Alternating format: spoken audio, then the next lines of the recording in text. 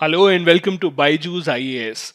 This is 13th of October 2021 and we are back with the Hindu analysis for today. The first article that we have for you today from the Hindu newspaper talks about the silicosis prevention policy. The author here wants to draw the attention of the readers towards an issue which is extremely pertinent, however, neglected at the same time by the policymakers as well as the common public. The article talks about silicosis prevention policy. What exactly is silicosis and what policy is the author talking about? Silicosis is a part of pneumoconiosis family of diseases.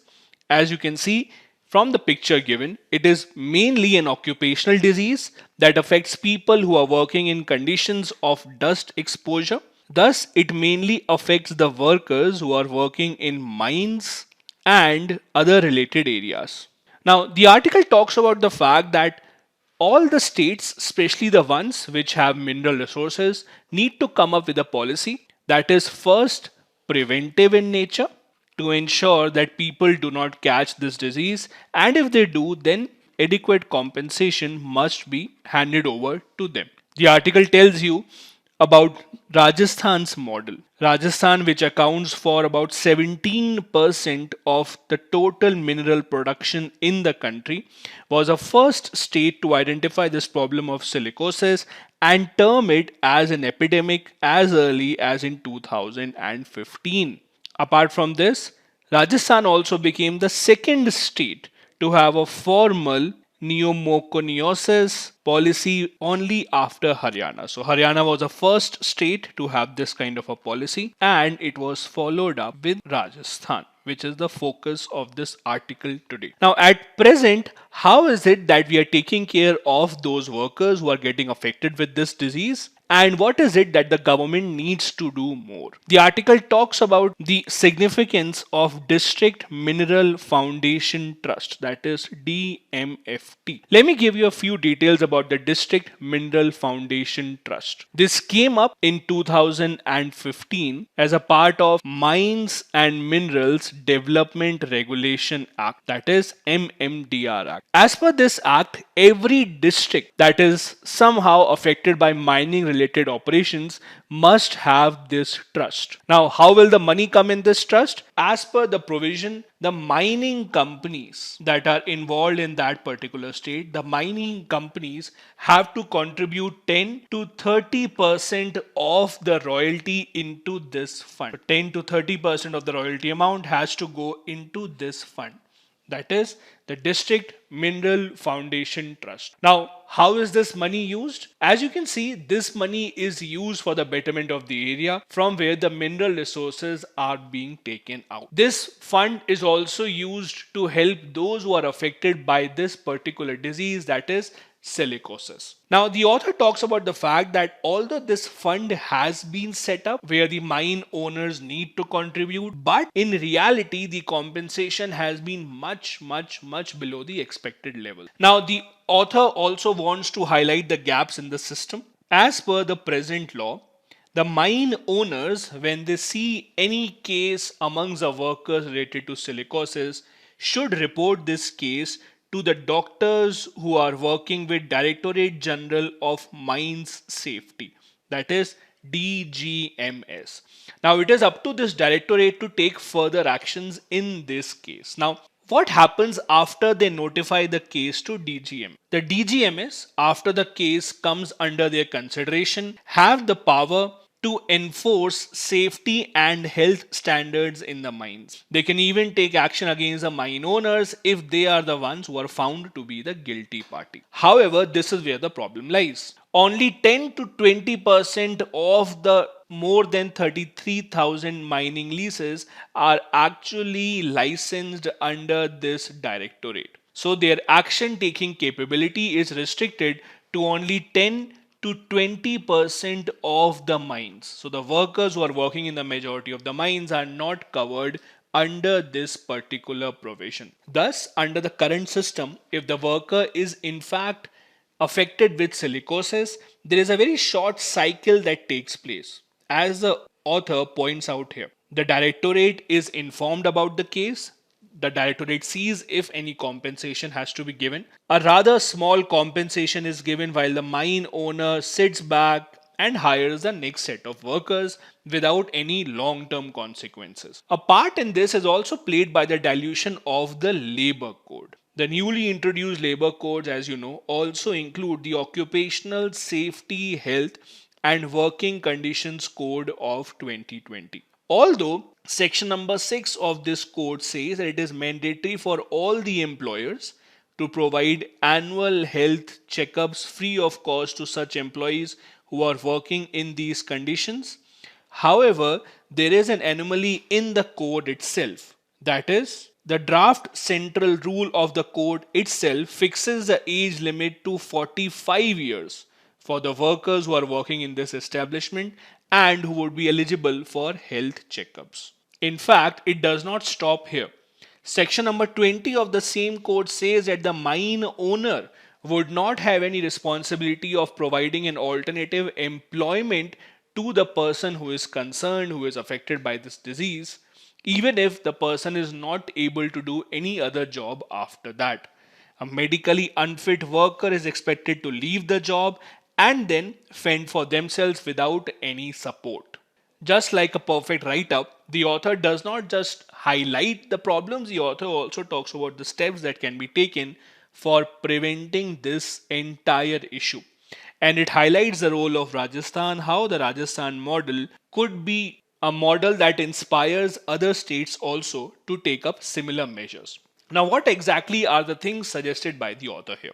First, it talks about the fact that the State Department, along with the Directorate General of Mines Safety, must ensure that there are proper detailed guidelines for a district wise health survey. The newly introduced labor code must also ensure that all the workers in all the establishments are covered under mandatory free health checkups, irrespective of whatever their age might be. Second, the equipment that is given to our workers, specially, has not been designed keeping in mind their own safety. Thus, the local manufacturers also must be incentivized to replace their equipments and bring in technology that is dust suppressant. We can also look at technology which involves wet drilling so that the amount of dust that is inhaled by the workers is minimized.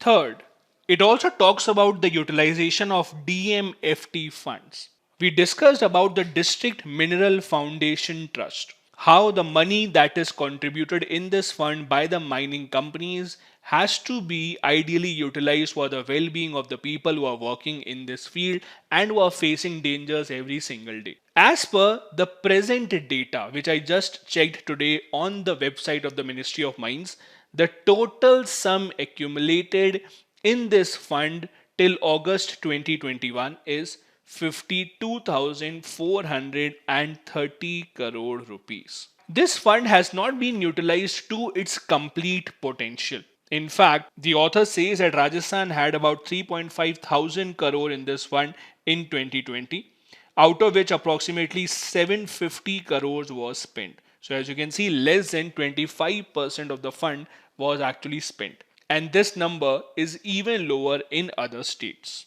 Another important point that is included by the author here is to ensure worker employer identification on record. Now, although we have a lot of laws protecting the rights of the workers, one of the major problems we face in giving these rights to the workers is that they are not on record. Many of them may be ad hoc workers, they are not employed on paper, because of which most of the government policies do not apply to them, which also needs to change. Moving on. This is the second article that we thought of discussing today, which focuses mainly on India US relations. It's a part of GS2 International Relations syllabus. This article focuses on how India US relations are evolving, especially keeping in mind the CATSA law that US has introduced and the continuous threat of sanctions that can be imposed on India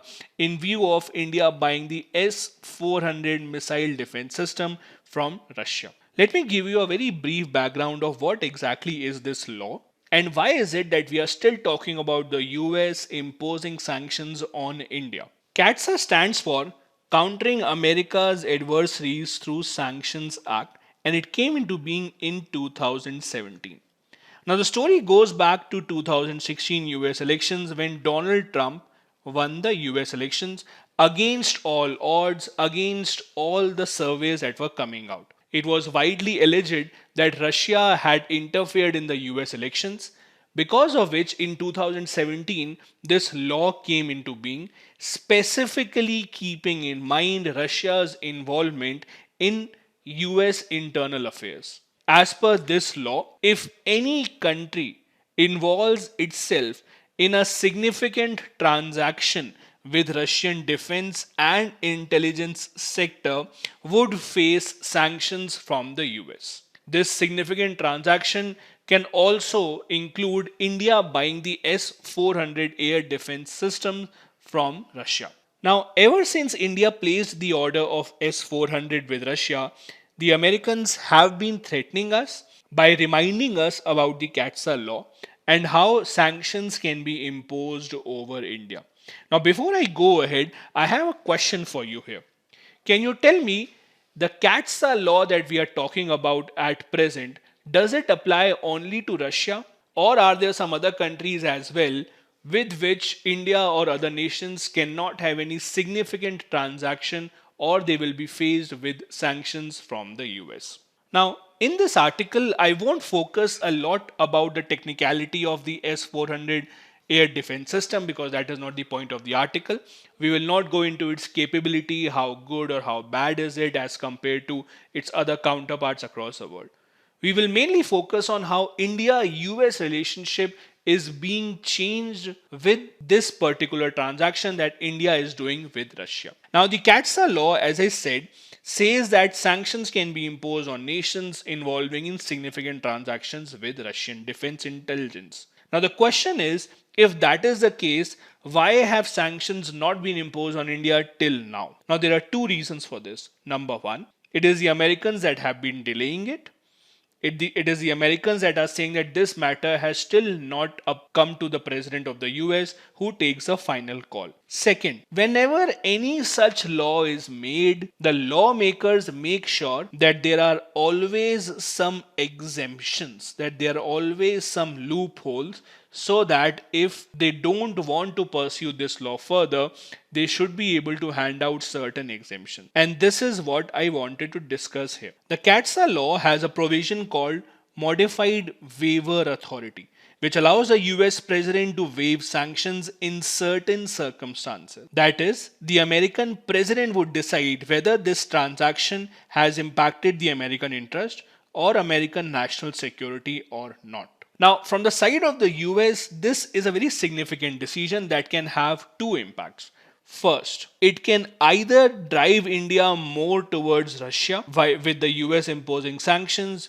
We would have lesser options to buy our weapons from, and we would be pushed more towards Russia, which is something that the US would not really appreciate. So the second way in which how it can work is US threatens India to impose sanctions and India cancels the S-400 deal. Now this ship has already sailed and it is too late for that to happen. That is why the US is not very eager to impose such sanctions on India, because they also know that doing this might force India to increase its proximity with Russia. Now, if you look at India, Russia, and India US bilateral relations, especially in the field of defense, you would see that in the last couple of decades, India's military purchase from Russia has declined, while India's military purchase from America has gone up significantly. If you look at the history of India-US relationship, you would see that before the LPG reforms of 1991, most of India's defense buying happened with Russia only. That was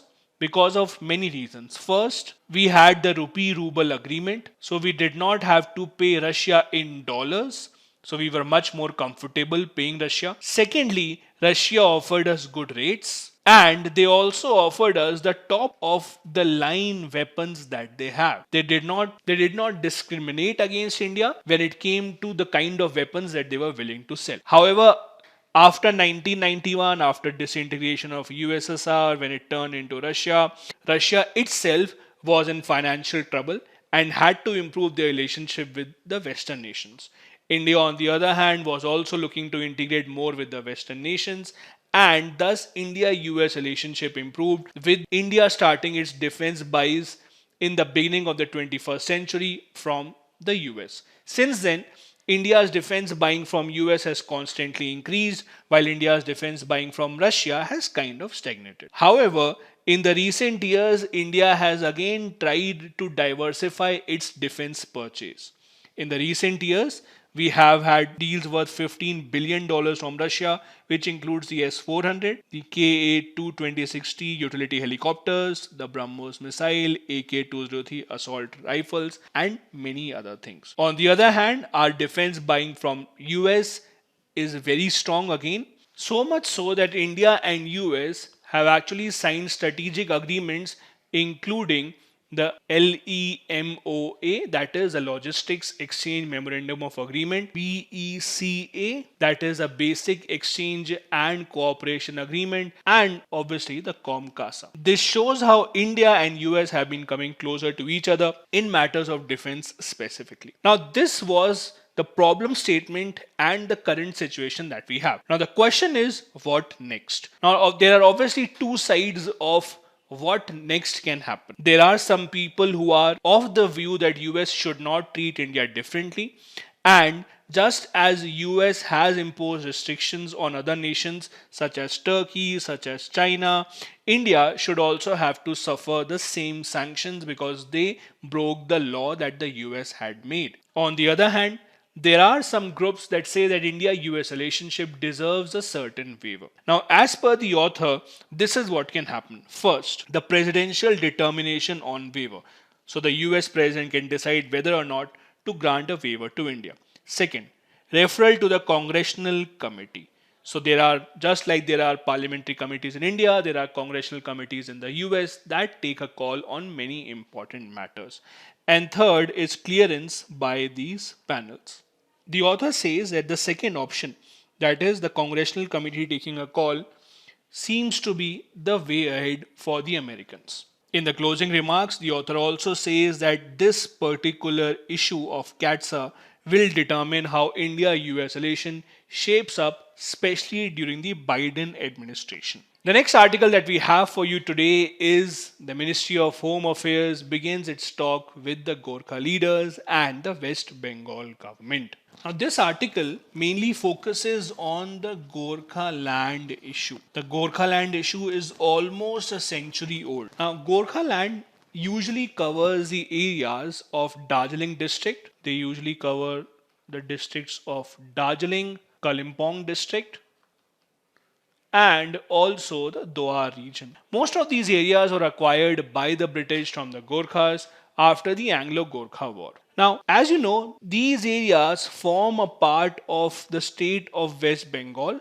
However, they are culturally very different from the other population of West Bengal. And that is why the people living in this area have been demanding a separate state called Gorkha land. The Gorkha land movement goes way back to 1907. In fact, the first demand to have a separate administrative district of Darjeeling was raised in 1909, and the Gorkha land leaders in fact wanted this to be included in the Minto Morley reforms as well. However, this demand took a much more serious turn in 1980s when the Gorkha land leader, that is Subhash Ghising, raised the demand for having Gorkha land, that is a new state to be carved out from Darjeeling and the Siliguri area that is very near to Darjeeling. Now, as a compromise formula, the government did not make a new state, but the government agreed to make a Gorkha land territorial administration so that they can make their own local policies, keeping in mind the culture of the Gorkha people,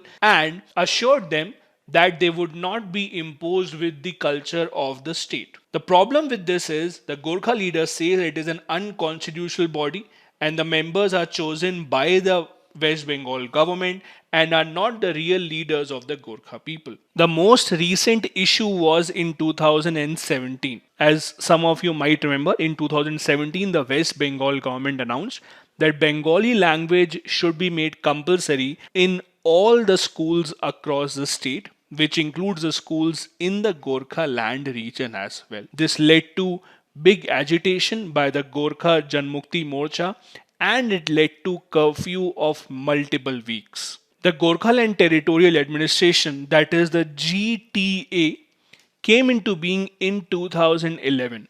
In 2011, when Mamata Banerjee was fighting elections, she announced that while Darjeeling is an integral part of Bengal, she is in favor of giving autonomy to the people living in the area. In 2011 September, a bill was passed in the West Bengal Legislative Assembly for creation of GTA and it became official in 2012. However, even after this authority came into being, the people who are related to the Gorkhaland agitation have not been very satisfied with its working. That is why the Home Ministry at the central level now has decided to talk directly with the Gorkha leaders and see what exactly are their demands and whether or not they can be fulfilled in some manner. The next article that we have for you today is related to tourism. There was a column today with the heading Boost Tourism Through Disruption. Now, we are living at a time, unfortunately, where unemployment is at an all time high, where the government is seeking as many avenues as possible to bring in more jobs in the society. Unfortunately, the one area which we have not been very focused on is tourism and the hospitality department. Tourism and hospitality were one of the worst hit sectors during the COVID 19 pandemic when international as well as the domestic travel was halted. The government of India, in its part, also tried to support the people who are involved in this sector. More than 11,000 registered tourists and guides and stakeholders were given financial support by the government. The government has also announced that once international travel comes back, first 5 lakh tourists will be issued visas free of cost. There are other initiatives such as the e-visa program that the government of India has started to encourage more people to visit India and to boost the tourism sector. There have been multiple reports and numbers in the past to prove that tourism is one sector that can actually change the unemployment scenario in India. There was a planning commission report that said that investment of just 10 lakh rupees, that is 1 million, will generate 78 jobs in tourism, while same investment could only have 18 jobs in manufacturing and 45 jobs in the agriculture sector. This also is a smaller capital investment which will lead to many more jobs as compared to the other sector. The other reports that highlight the same include the India Skill Report of 2019 that says that the tourism sector will play a major role in providing employment opportunity to the Indians in the coming years. On India's part, it has also improved its attractiveness at the international level for travel and tourism. We were at the 65th position in 2013 and we reached 34th position in 2019 as per the Travel and Tourism Competitiveness Report of 2019. However, one of the main problems that we have is that the international arrivals have remained relatively low. The reason why it is important is international arrivals bring in foreign exchange to India and people traveling internationally are expected to spend much more money as compared to the domestic travelers. That is why, unless the international travel completely opens up, it would be hard for the tourism industry to reach back to its original level. This is what the government can do. Now, what about the industry itself? The tourism industry that we have in India also is well fragmented and it has not been able to achieve its potential because it has not embraced technology as much as it should. The author says that the next step to reviving tourism in India can be the use of blockchain technology. Now, blockchain became a buzzword across the world when we heard about the Bitcoin. But blockchain in itself is a technology that can be used in many spheres, including the sphere of internet and internet of things. Blockchain is nothing but a system of recording information in such a way that it cannot be tampered with, no one can hack it, and no one can cheat the system, because the ledger in which the information is stored is distributed in such a manner that no one person can enter and change this particular system. It will enable the tracking of items through complex supply chains and could explore new technologies in this line and can be the big boost that the tourism industry needs in India. The author also touches slightly upon the concept of medical tourism, in which the blockchain technology again can play a major role. Now, India, as you would know, is a hub of medical tourism across the world. Medical tourism means people coming specially for their medical needs. India, especially for the developing nations across the world, has become a hub of medical tourism, with a number of people coming into India to have affordable and good quality treatment. In fact, in mid 2020s, it was expected that India's medical tourism sector was at least $5 to $6 billion in value, with Chennai becoming the hub of medical tourism in India. The next article that we have for you today is the government of France unveiling a $35 billion revival plan to focus on innovative technology and industrial activity. Now, before I jump into it, there is just one important point that you need to understand. In GS2, you will have to read about comparison of the constitution. When you read about the comparison of constitutions, you will read in brief about the constitution of France. The one important thing that you have to understand is, amongst most of the presidents that we have in democratic countries, the president of France is probably the most powerful president that we have. Now, why do I say this? That is because the Constitution of France limits the powers of the Parliament of France. The French Parliament has limited powers to make laws. They can make laws on only a few things. By default, most of the powers in France are given to their president, who at present is Emmanuel Macron. So the French president Emmanuel Macron unveiled a plan of $35 billion, that is about 30 billion euros for the next 5 years, with a focus on new innovative technology and industrial activity, mainly focusing on building small nuclear reactors, electric cars, and greener airplanes. Now, why are they doing this? It is a part of the France 2030 plan, under which they want to boost the economic growth of France and compete with countries such as the US and China. You would know France in the past month or so has not had great relationship with the US after Australia cancelled the ongoing negotiations of buying submarines with France, and Australians went ahead with the American deal. It is said to be a part of an initiative by the French government, under which France is a part of 27 nation bloc that is committing to becoming carbon neutral nation by 2050. It interestingly comes at a time when many developed nations such as Germany are ditching nuclear power and nuclear technology and are arguing that nuclear technology has many more flaws than positives. The French president also said that he expects France to become a leader of green hydrogen by the year 2030. The plan has also divided the expenditure that France expects to make in the coming years. For example, it includes 8 billion euros to be spent on energy technology, 5 billion euros to be spent on developing 2 million electric and hybrid cars by the end of this decade. France will also include on low carbon planes by 2030, and they plan to provide money to develop a reusable launch system to propel their spacecrafts as well. And to end, I have a couple of practice questions for you, which you can write and see if you grasp today's concepts or not. Question number 1. India's tourism and hospitality sector may hold the key towards solving the long pending unemployment problems in the country. Discuss. Second, the task of reorganizing the states in India is still unfinished. Do you agree? Elucidate with examples. You can write the answers and submit it on the portal, the link for which is given in the description of the video. Thank you so much for watching.